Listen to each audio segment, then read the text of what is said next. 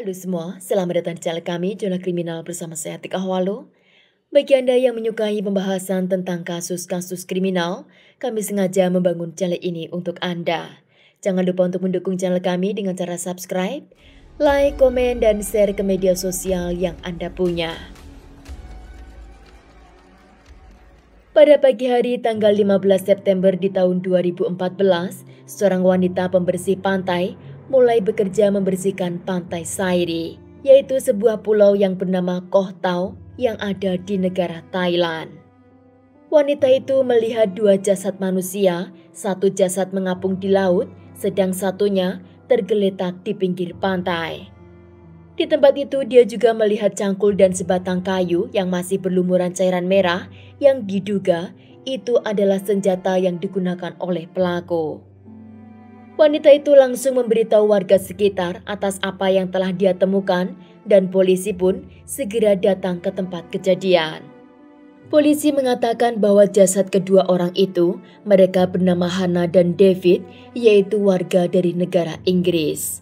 David mendapat luka lebih banyak daripada Hannah, di mana David mendapat luka memar di bagian kepala, tulang pipi dan rahangnya hancur, dan juga luka pukulan di bagian matanya.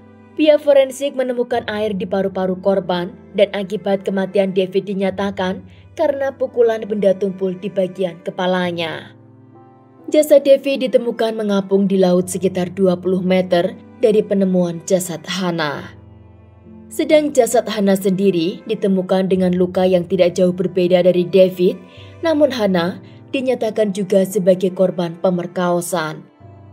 Akibat kematian Hannah dinyatakan karena retaknya tempurung korban oleh pukulan benda tumpul.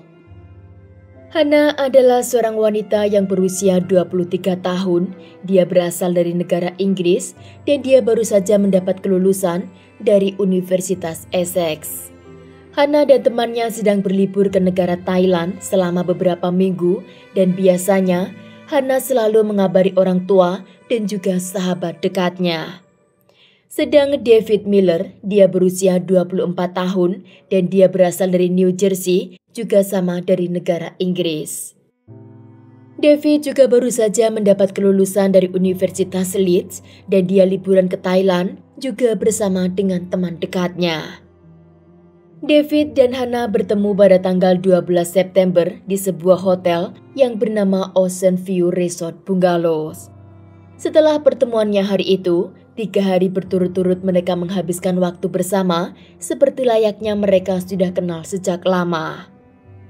Pada tanggal 14 September, Hannah dan David mengajak semua teman mereka dan mendatangi sebuah pesta malam yang diadakan di bar di pulau kecil. Teman mereka melihat Hannah dan David untuk yang terakhir kalinya, yaitu di bar tersebut, di mana mereka berdansa dan juga masih minum bersama.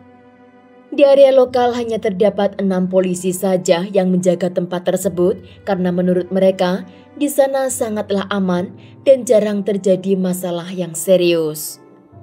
Ketika jasad kedua korban ditemukan, polisi awalnya mengatakan bahwa kejahatan itu sangat tidak mungkin dilakukan oleh warga lokal. Maka polisi mengisolasi pulau tersebut untuk dilakukan investigasi kepada para turis yang datang ke pulau tersebut. Penyidik menduga pelakunya adalah orang luar yang tidak lain adalah sahabat David sendiri. Namun karena penyidik tidak menemukan bukti apapun, maka sahabat David akhirnya dia dibebaskan. Penyidik hanya menemukan kondom dan putung rokok di tempat kejadian, maka polisi melakukan tes DNA dengan semua turis yang ada di pulau tersebut. Menurut turis di pulau itu, polisi sangat kasar dan sama sekali tidak menghormati mereka saat melakukan penyelidikan. Bahkan beberapa turis mengatakan polisi melakukan tindak kekerasan kepada mereka. Seakan-akan di sana polisi memaksa mereka untuk segera mengatakan siapa pelakunya. Setelah sebulan investigasi dan tidak mendapat petunjuk apapun tentang pelaku, akhirnya polisi mendapat gambar yaitu dari salah satu kamera CCTV. Pada tanggal 14 September malam itu, pada pukul 11, terlihat 3 orang sedang mengendarai sepeda motor dan mereka menuju ke arah pantai. Mereka bertiga adalah Mamau, Zaulin, dan Wei Pao, dan mereka adalah orang yang bersuku Burma. Tidak lama setelah mereka masuk ke arah pantai, mereka mengambil jalan pintas dan segera meninggalkan tempat kejadian. Ketiga orang ini dicurigai sebagai pelaku karena mereka berada di pantai tersebut di mana terjadinya kejahatan. Mamau mengatakan di ruang interogasi bahwa dia membawa sepeda motor itu ke tempat lain sebelum terjadinya pembunuhan dan dia pergi sendiri setelah dia meninggalkan temannya di rumah. Sedang Zaulin mengatakan bahwa malam itu dia sedang tidur di rumah dan dia hanya mengatakan kepada penyidik bahwa dia masuk ke negara Thailand dengan cara ilegal. Sedang pria ketiga yang bernama Wei Pao, pada saat dia ditangkap oleh polisi, dia sudah tidak berada di pulau tersebut. Polisi menduga Wei Pao melarikan diri dari pulau tersebut dengan menggunakan kapal. Setelah dilakukan investigasi lebih dalam, penyidik mendapat informasi dari ketiga orang tersebut bahwa mereka adalah pelakunya. Menurut pernyataan polisi lokal kepada media, DNA di tempat kejadian sangat cocok dengan ketiga pelaku. Begitu juga dengan handphone David yang dinyatakan hilang di tempat kejadian ternyata dibawa oleh Zaulin. Pernyataan polisi ini dibantah oleh teman David yang dimana dia mengatakan kepada media bahwa handphone David pada saat kejadian sedang dia bawa dan dialah yang menyerahkan handphone itu kepada polisi. Menurut penyidik expert yang bernama Xin Chen, dia sangat ragu dengan pernyataan polisi lokal tentang DNA dari tempat kejadian dan ketiga orang yang telah mereka tangkap. Karena DNA itu sangat kompleks, maka sangat tidak mungkin mereka mendapatkan hasil yang begitu cepat. Media berusaha mengungkap apa yang sebenarnya terjadi dan menurut ketiga orang yang diduga adalah pelaku, mereka mengatakan kepada media bahwa mereka mendapat ancaman dari polisi lokal dan juga mendapat siksaan di penjara. Yang dimana intinya mereka dipaksa untuk segera mengatakan dan mengakui bahwa mereka adalah orang yang bersalah. Investigasi dari kematian kedua korban menjadi polemik dan kontroversi. Ada yang mengatakan bahwa polisi tidak mau melakukan investigasi lebih dalam dan akhirnya mereka menangkap ketiga orang secara random agar kasus tersebut segera ditutup. Ketiga orang itu pun tidak diberi nasihat atau arahan sebelum dilakukan interview, bahkan mereka juga tidak didampingi oleh pengacara. Protes pun terjadi di mana warga meminta kepada pihak kepolisian agar kasus kematian korban segera mendapat keadilan. Perdana Menteri pada saat itu bereaksi sangat cepat bahwa mereka sedang berupaya keras untuk menemukan dan mengidentifikasi pelaku. Pemerintah menganggap bahwa protes itu sebagai upaya yang sengaja dibuat untuk menjatuhkan reputasi pemerintah dan juga reputasi polisi lokal. Polisi mengatakan bahwa apa yang terjadi kepada kedua korban adalah konsekuensi atas apa yang mereka lakukan di tempat kejadian.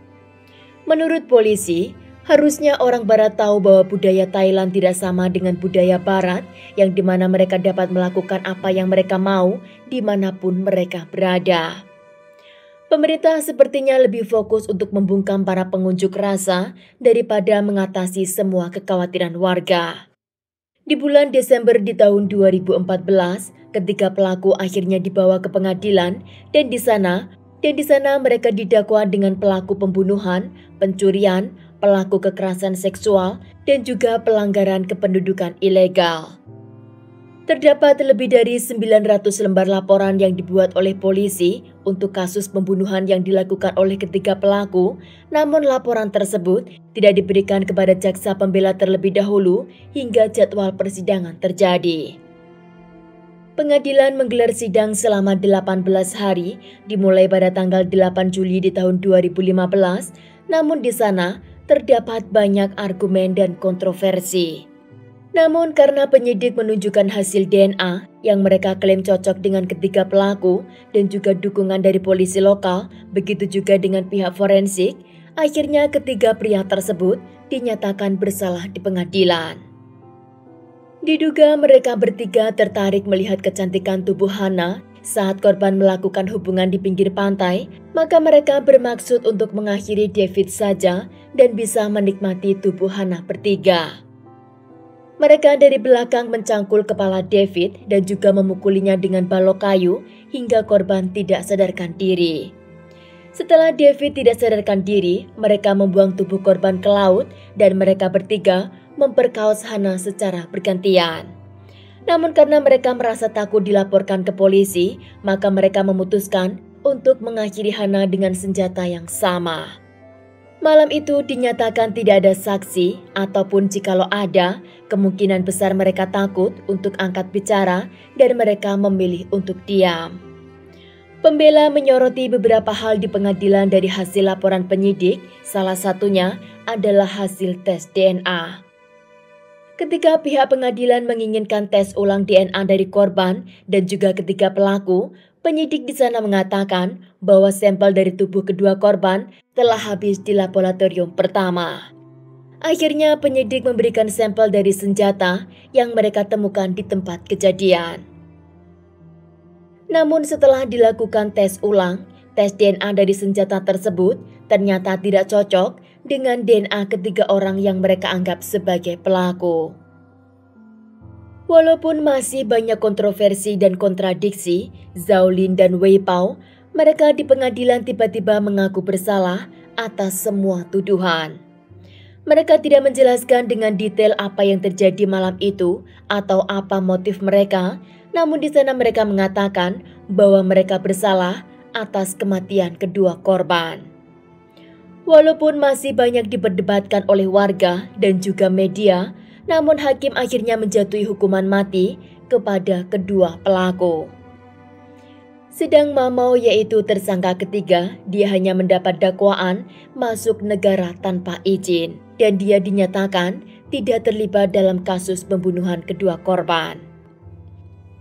Di tahun 2020, di mana ulang tahun Raja Thailand, kedua pelaku yaitu Wei Pao dan Zhao Lin, mereka mengajukan banding ke pengadilan dan akhirnya mereka mendapat keringanan hukuman yang awalnya mereka dijatuhi hukuman mati, kini menjadi hukuman seumur hidup.